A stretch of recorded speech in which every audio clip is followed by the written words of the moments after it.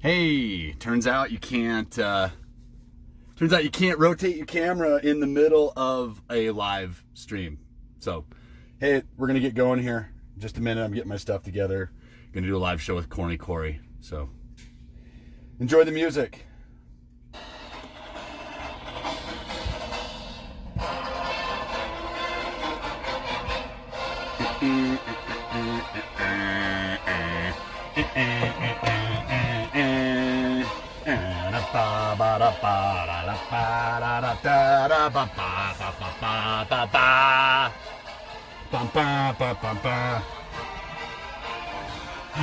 They all true blue.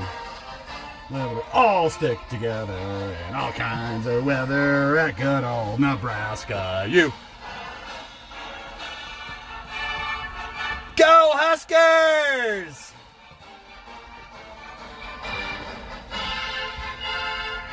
Go Huskers!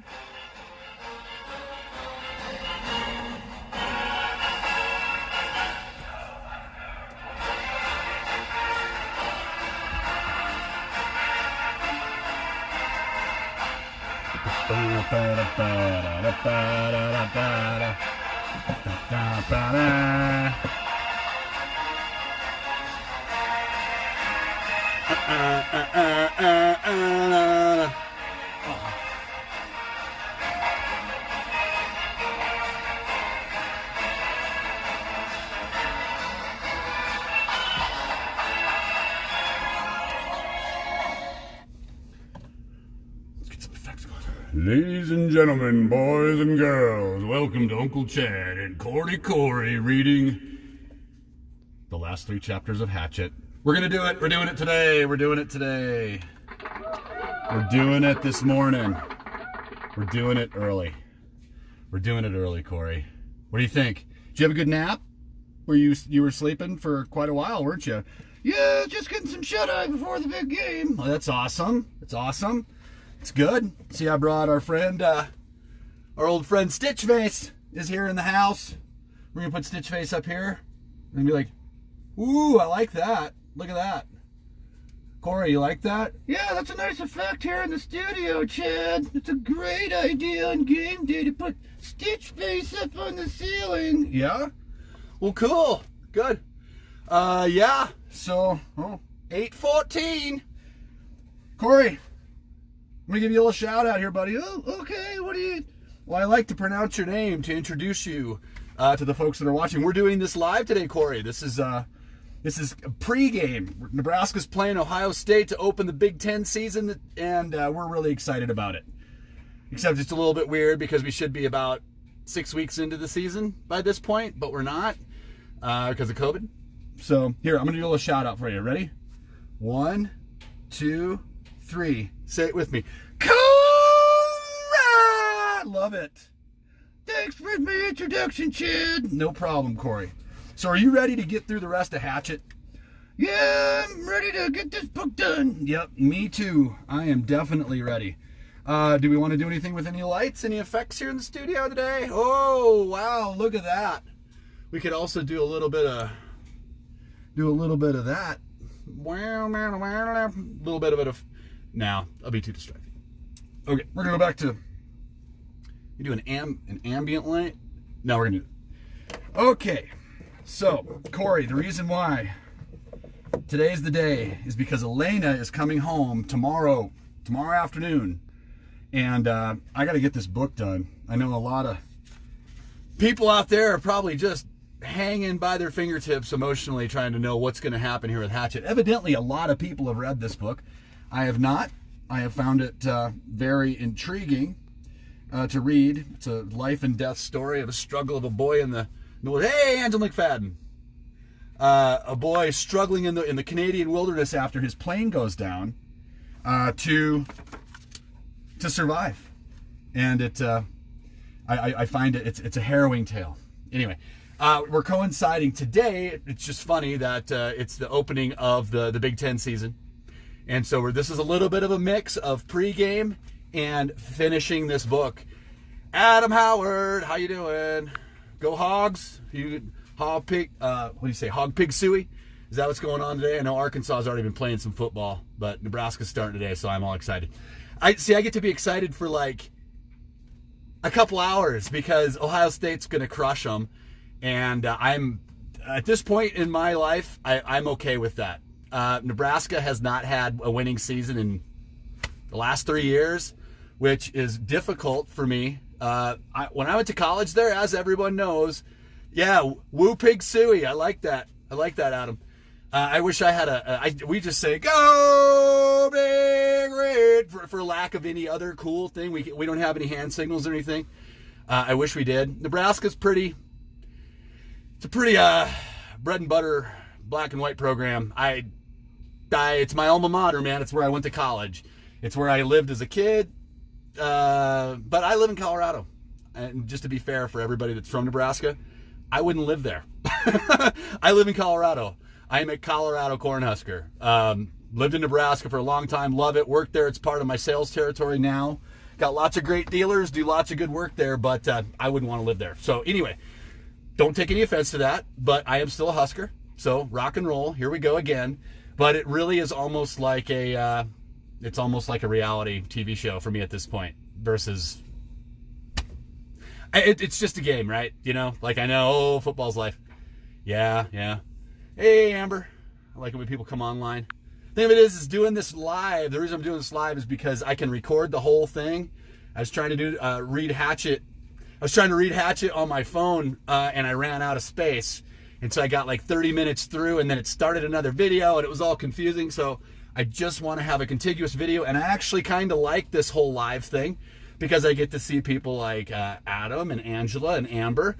And as this is recorded, you can't see the feed come through, but I can. So it's a little bit more like a radio show, which is kind of cool. And if you didn't know, I've been doing most of these takes, like one takes. I just come down here, and I've gotten to the point where I can just basically go. So what you're seeing is a little bit of a hybrid, which is great, but this will be recorded and it will be put on Fitzer Radio. So go to YouTube and type in Fitzer Radio and you can see all sorts of books that I've read and stuff we put together. It's mostly me. I don't know if my wife Julia has ever been on here. I don't think she has.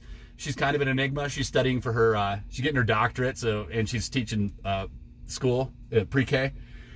Asynchronous and synchronous learning in class at the same time with kids online. It's a blast, and it's really pushed her. We're probably going to go into full lockdown again here in the next couple weeks because our numbers are like over 1,000 a day at this point for COVID.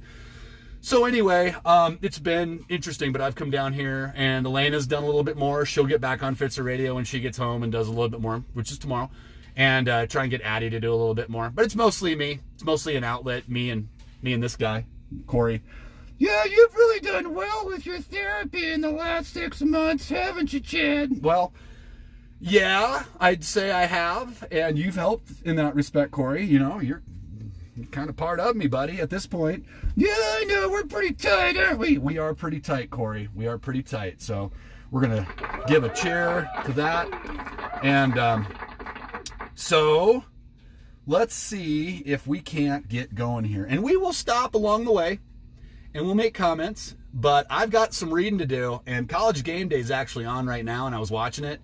And they're going to do a breakdown, a Husker Ohio State tailgate pregame here at 9:30 Mountain. So what time we got?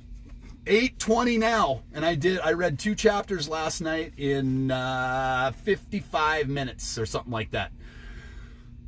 So I'm gonna try and get through this. I hope I can get through it in an hour. I really do. If you guys don't want, if you want to drop off, like, that's fine. I don't care. Obviously, you can do whatever you want to do. I just got to finish this book, and I figured this is a good time to do it. Do a little mix in pregame and Hatchet.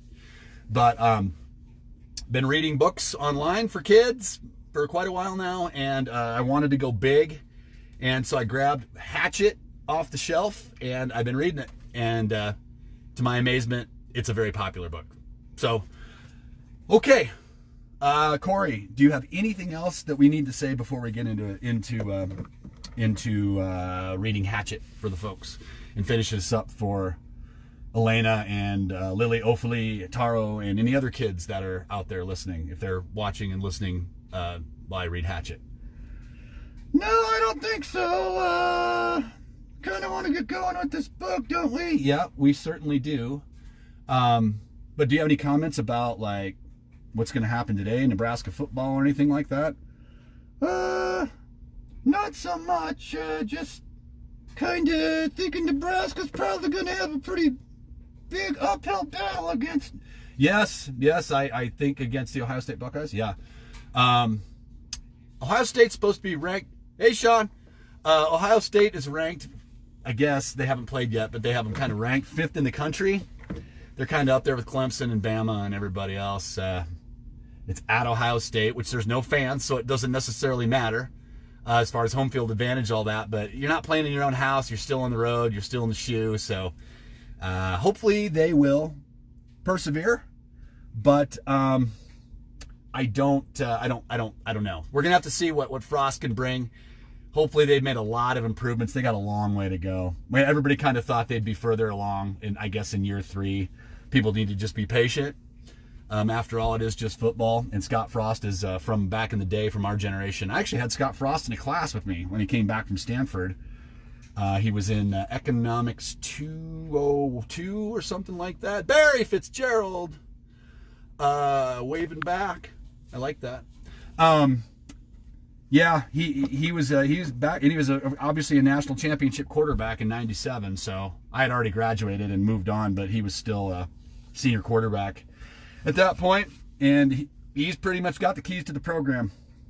So we got to follow his lead. At this point, beggars can't be choosers. It's been a long, slow bleed, Nebraska football for, well, really since I was in Peace Corps. Like, Peace Corps was in 2001.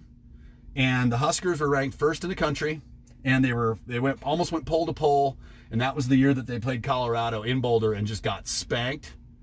And hallelujah that I wasn't in this country when that happened. That was bad. That was kind of when the wheels flew off the wagon for them, and it's never been the same since. Colorado people, if you're out there and you do watch this, I do give you credit. After all, my brother he's a Buff. It's his alma mater, and we live within spitting distance of it here. It's just up the road. If all teams that derailed Nebraska, I guess it's probably fitting that it was Colorado. And a lot of Huskers are out there shaking their heads right now going, oh, they never got derailed. Yeah, they did. Yeah, they did. They got derailed a long time ago. And it's been, Bo Pelini won 9 games for 7 straight seasons when he was head coach and just got shellacked against anybody with a heartbeat for 7 years straight. They've been good. I wear an Ndamukong Suh jersey. It doesn't say Sue or anything on it, but it is number 93. And he was a phenomenal defensive player. And the year that they played Texas, had they had a heartbeat on offense, Corey, they could have won the frickin' national championship, in my opinion, because he was a house. He was there, and he was dominant. But it's not been... It's come and gone, and there's been some bright spots, but it's been a long haul. And I still have yet to see him lose at home live. I guess I consider myself a bit of a lucky charm. Girls are always like, yeah, I guess you're the one that, you're the lucky. Yeah, it's all just chance. I could have watched them lose a couple games live, but I haven't still to this day. So I have a special relationship with the Nebraska Cornhuskers in the state of Nebraska, and everybody knows that. It's kind of like South Dakota. They got a special thing there too, and Minnesota, and other places. But it's my alma mater. It's the Tour de France, and Husker football is basically that, and the Olympics, I guess, is about all I pay attention to. So anyway, Corey, I digress. Do you have any comments about what I just said? No. This is just like to listen to hear you talk, Chad. You're such a good speaker, and you really take care of yourself. Corey, you don't need to kiss my butt, dude. Everybody knows why you're called Corny Cory, because you're kind of a butt kiss, and it's okay. I like you that way, but you can get a little bit off the rails sometimes. Yeah, it's okay. I just love you so much, and I know how important this day is to you. And it's the opening Big Ten football and Husker football. Well, let's just stick to the plan and get to reading Hatchet. Okay, we're gonna stick to the plan, and we're gonna read some Hatchet. So, I don't know if Elena is watching this currently, watching this live. I hope she is. She may pipe in here. I'm not going to bring anybody on camera or anything like that because it's too complicated. I'm trying to figure this out. I'm actually trying to get another phone online. Believe it or not, I work with technology, but I'm a little bit scared of technology in a weird way. So anyway, I digress. Hatchet, right? Yeah, let's go, Chad. All right, let's do this, Corey. We are on chapter 17. 17. We're going to finish this thing right now, man. Like, I have to. You guys, just, I see 0 people on there. I'm going to keep reading because I got to finish this book. So I was mistaken. I thought last night we only had 2 chapters left. I was incorrect. I was wrong. There are 3, even though chapter 19 is, well, okay. And an epilogue. So hopefully I'll be able to get this done by kickoff because, as you all know, I have problems reading out loud. And this is a little bit of a side note to therapy is me being able to figure out how to read better out loud. But it's like a block. Like I said, I can read documents without reading out loud all day as fast as I want. But when I read like a book out loud or I read a book for pleasure, something just, I don't know if it's just attention span or what, but it's hard. Anyway, I'm going to read. Here we go. We're going to go. And I'm going to try and go as fast as I can. I'm going to try and use all my Jedi reading skills to be able to like try and get through it. Because I know it's easier to listen to when I don't get distracted. But I'm like a squirrel, man. There's just a lot. There's a lot going on all the time. Anyway, here we go. All right. Here we go, Corey. All right, here we go. Let's do this. Okay. All right, chapter 17 of Hatchet. Heading on. Hopefully to the finish line. Okay, here we go. Everybody ready? Give me a thumbs up. All right. He turned back to his campsite and looked to the wreckage. He had a lot to do. Rebuild his shelter, get a new fire going, find some food or get ready to find some food, make weapons, and he had to work slowly because his ribs hurt. First things first, he tried to find some dry grass and twigs and peeled bark from a nearby birch to shred into a fire nest. He worked slowly, but even so, with his new skill, he had a fire going in less than an hour. Impressive. The flames cut the cool, damp morning, crackled, and did much to bring his spirits up, not to mention chasing away the incessant mosquitoes. With the fire going, he searched for dry wood. The rain had driven water into virtually all the wood that he could find, and at last located some in a thick evergreen where the top branches had covered the lower dead ones, keeping them dry. He had great difficulty breaking them, not being able to pull much with his arms or chest muscles, but finally got enough to keep the fire going all day and into the night. With that, he rested a bit, eased his chest, and then set about getting a shelter squared away. Much of the wood from his original wall was still nearby, and up and back of the ridge, he actually found a major section of the weave still intact. The wind had torn it out, lifted it, and thrown it to the top of the ridge, and Brian felt lucky once more that he had not been killed or more seriously injured, which would have been the same, he thought. If he couldn't hunt, he would die, and if he were injured badly, he would not be able to hunt.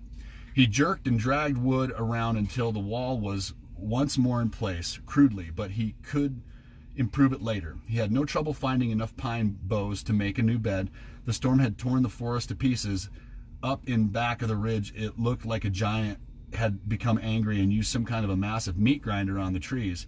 Huge pines were twisted and snapped off, blown sideways. The ground was so littered with limbs and tree tops sticking every which way that it was hard to get through. He pulled enough thick limbs in for a bed, green and spicy, with a new broken sap smell, and by evening he was, thanks Corey, exhausted, hungry, and hurting, but he had something close to a place to live in again, a place to be.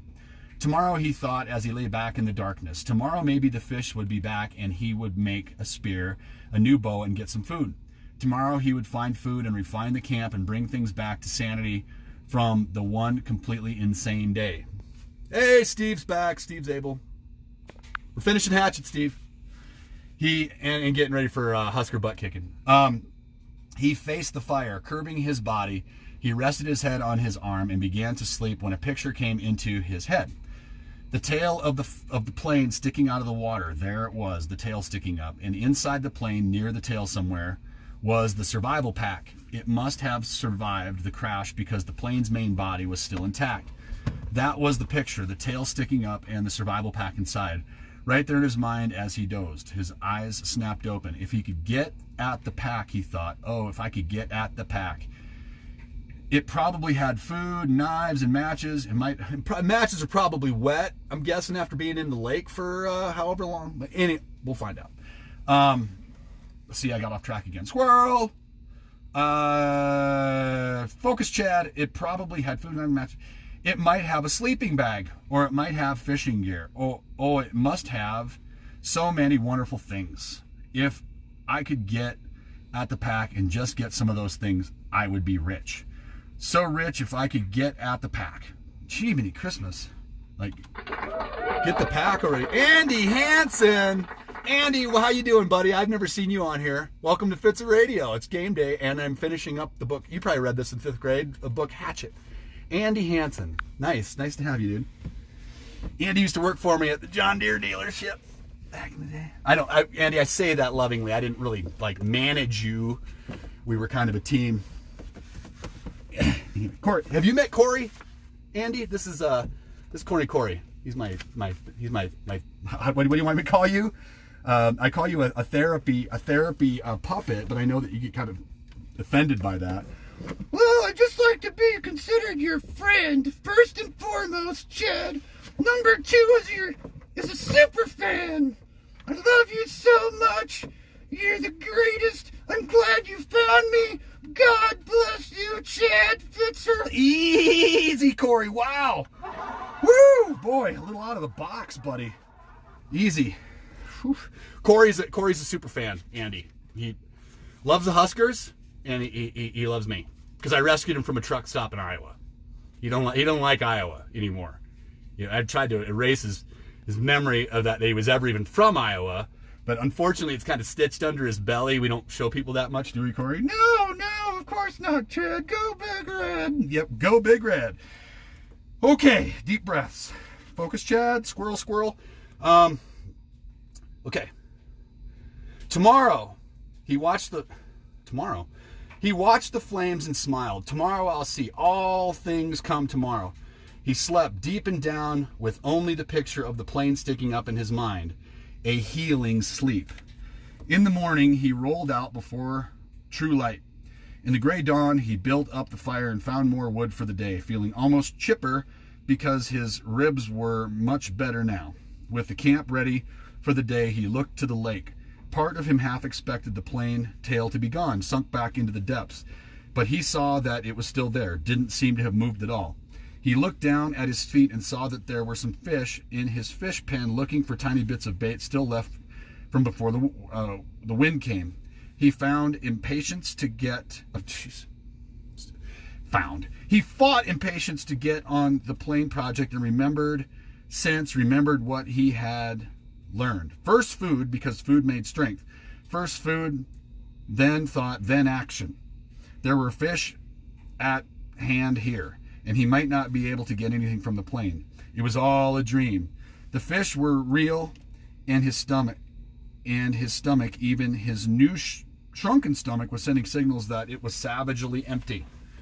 He made a fish spear with 2 points, not peeling the bark all the way back, but just working it on the pointed end. It took him an hour or so, and all the time he worked, he sat looking at the tail of the plane sticking up in the air. His hands working on the spear, his mind working on the problem of the plane. When the spear was done, although still crude, he jammed a wedge between the points and spread them apart.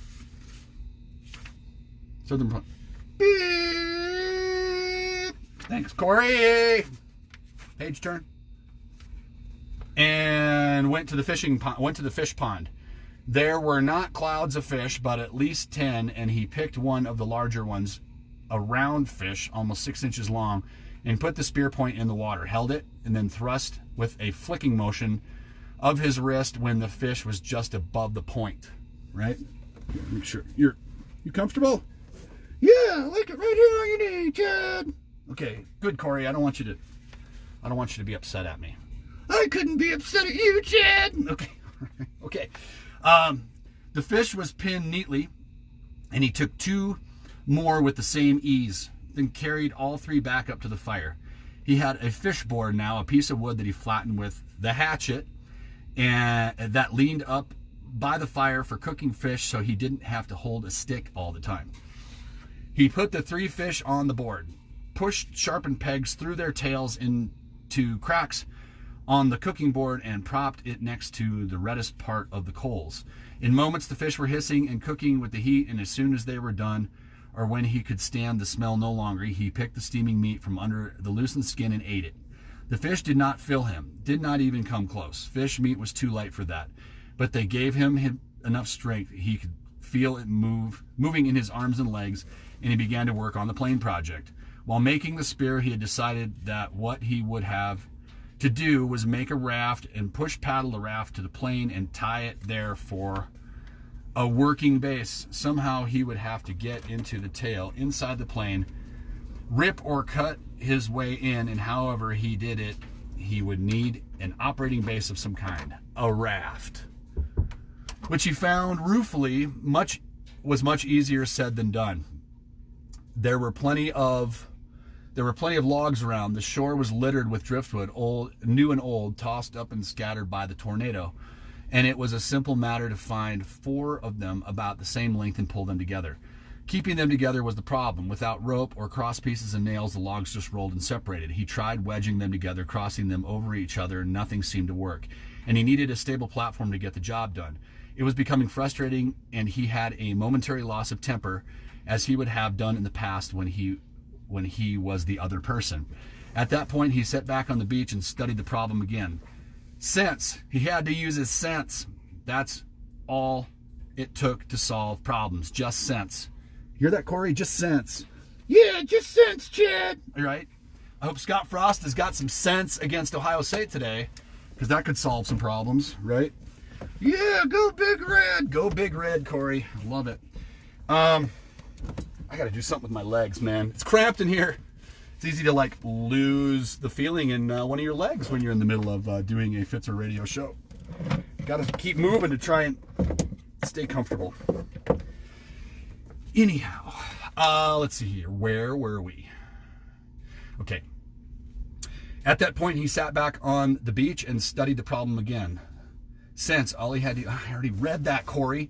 It came then. The logs he had selected were smooth and round and had no limbs.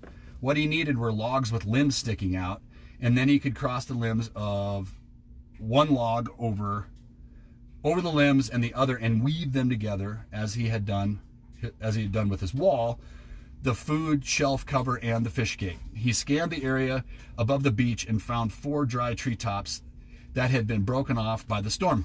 These had limbs, and he dragged them down to his work area at the water's edge and fitted them together. It took most of the day. The limbs were cluttered and stuck any which way, and he would have to cut one to make beep. Thank you, Corey. Another fit. Then cut one from another log to come back to the first one. Then still another from a third log would have to be pulled in. This is where I have to take a deep breath and refocus, because you hear me chopping along, chop, chop, chop, with my hatchet in my brain. I kind of knocked that off. The key is to like look at the words in front of where you're trying to read, but you forget to do it, and so the next thing you know, you're just like stuck, like trying to chop through words. It's like the bane of my existence. Anyway, I digress again, but here we go, trying to read. But at last, in the afternoon, he was done, and the raft, which he called Brush Pile 1 for its looks, hung together. Brush Pile 1. Hung together even as he pulled it into the water off the beach. It floated well, if low in the water, and the excitement he started for the plane. He could not stand on it, but would have to swim alongside it. He was out to chest depth when he realized he had no way to keep the raft at the plane. He needed some way to tie it in place so he could work from it. And for a moment, he was stymied. Ooh, that's a word you don't see very often. He had no rope only the bowstring and the other cut shoestring in his tennis shoes, which were by now looking close to dead, his toes showing at the tops. Then he remembered his windbreaker, and he found the tattered part and he used for an arrow pouch. He tore it into narrow strips and tied them together to make a rope or tie down about 4 feet long. It wasn't strong. He couldn't use it to pull a Tarzan and swing and swing from a tree, but it should hold the raft to the plane. Once more, he slid the raft off the beach and into the water until he was chest deep. He had left his tennis shoes in the shelter, and when he felt the sand turn to mud between his toes, he kicked off the bottom and began to swim. Pushing the raft, he figured, was about like trying to push an aircraft carrier. All the branches that struck down into the water dragged and pulled. The logs themselves fought any forward motion, and he hadn't gone 20 feet when he realized that it was going to be much harder than he thought to get the raft to the plane. Good Lord. It barely moved, and if he kept going this way, he would just about reach the plane at dark. He decided to turn back again, spend the night, and start early in the morning. And he pulled the raft once more into the sand and scraped it dry with his hand. Patience. He was better now, but impatience still ground at him a bit, so he sat at the edge of the fish pond with a new spear and took 3 more fish, cooked them, and ate them, which helped to pass the time until dark. He also dragged in more wood, endless wood, and then relaxed and watched the sunset over the trees in the back of the ridge. West, he thought. I'm watching the sunset in the west. And that way was north, where his father was, and that way was east, and that way to the south.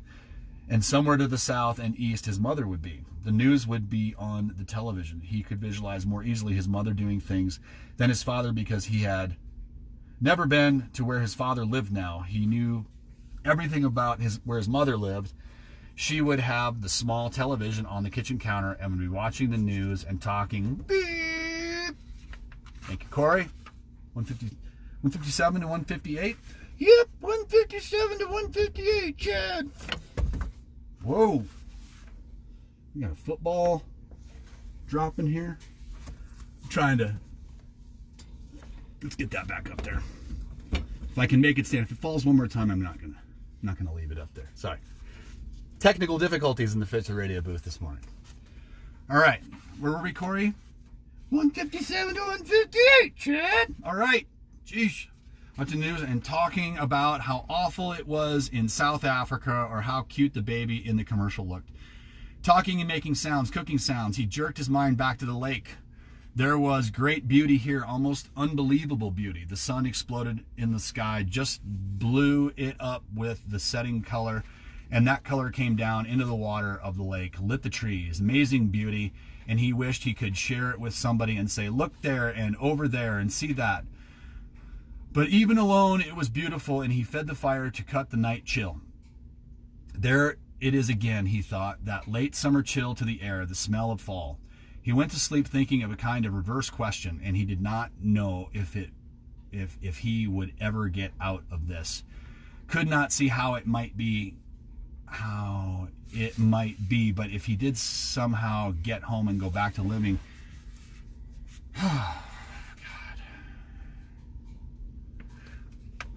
back to living the way he had lived, would it be just the opposite? Would he be sitting watching television and suddenly think about the sunset up in the back of the ridge and wonder how the color looked and the lake? Sleep. In the morning, the chill was more pronounced, and he could see tiny wisps of vapor from his breath. He threw wood on the fire and blew it until it flamed, and then banked the flames to last and went down to the lake. Perhaps because the air was so cool, the water felt warm as he waded in. He made sure the hatchet was still at his belt and the raft still held together, then set out pushing the raft and swimming toward the tail of the plane. As before, it was very hard going. Once an eddy of breeze came up against him, and he seemed to be standing still, and by the time he was close enough to the tail to see the rivets in the aluminum he had pushed and kicked for over 2 hours, was nearly exhausted and wished he had taken some time to get a fish or two and have breakfast. He was also wrinkled as a prune and ready for a break. The tail looked much larger when he got next to it, with a major part of the... Oh, crap. It says my internal storage is like dangerously low. I guess it's recording this, so if I get cut off, I'm gonna have to like come back and do this again. I have to finish this morning. So if I drop off, just give me a minute or two and I'll be back, okay? And I will list this as a part 1, part 2, part 3, whatever I gotta do on Fitzer Radio, just to make sure that the kids have a book here that they can listen to. So anyway, I'm gonna finish this book, man. I'm gonna do it this morning. I have to. So, okay. As before, he was also prudent, ready for a break. But he pulled himself along the elevators to the end, and there he found a gap and went in up by the hinges where he could feed the rope through. With the raft secure, he climbed on top of it and lay on his back for 15 minutes, resting and letting the sun warm him. The job, he thought, looked impossible. To have any chance of success, he would have to be strong when he started.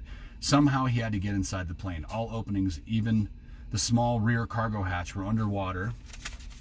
Hey, Seth Erickson. Were underwater, so he...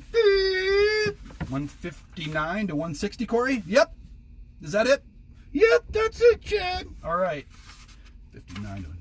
Couldn't get at them without diving and coming inside the plane, where he would be trapped. He shuddered at the thought and then remembered what was in front of the plane, down in the bottom of the lake, still strapped in the seat, the body of the pilot. Ooh, good Lord. Sitting there in the water, Brian could see him, a big man with his hair waving up in the current, his eyes open. Stop, he thought. Stop now.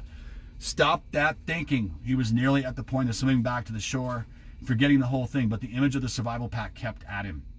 If he could get out of the plane, or if he could just get into it and pull something out, a candy bar. Even that, just a candy bar, it would be worth it. But how to get at the inside of the plane? He rolled off the raft and pulled himself around the plane. No openings. 3 times he put his face in the water and opened his eyes and looked down. The water was murky, but he could see perhaps 6 feet, and there was no obvious way to get into the plane. He was blocked. All right, that's chapter 17, Chad. Chapter 17, Corey. Moving on to 18. I'm still concerned that my phone is going to shut off in the middle of this. And I can see it out of the corner of my eye as I'm reading. So if it shuts off, like I said, I'm going to have to stop and probably save a file and get it off my phone and create more space on my internal storage. So, real chore, but I'll get it done. We'll get it figured out. Like I said, we got to